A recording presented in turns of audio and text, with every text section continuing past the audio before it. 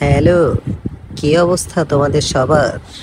তো আজকে অনেক ক্ষুধা লেগেছিল, তাই রাতুলকে দিয়ে কয়টি পুরি নিয়ে আসলাম। পুরি এনে দেন আমরা দুইজন মিলে পুরি খাচ্ছিলাম। আসলে বিকালবেলা যখন খুবই ক্ষুধা লাগে, তখন তো হাতের কাছে যা পাওয়া যায় তাই তো খাওয়া হয়। তাই আমরা সালাদ দিয়ে আজকে পুরি খাচ্ছি।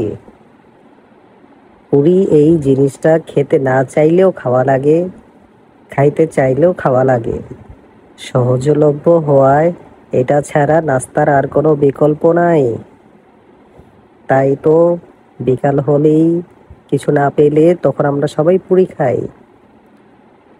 আর আপনারা যখন খাবার খাবেন তখন খাবার কিন্তু নষ্ট করবেন না। ধন্যবাদ, দেখা হবে আরেকটি ভিডিওতে। ততক্ষণ ভালো থাকবেন। আল্লাহ হাফিজ।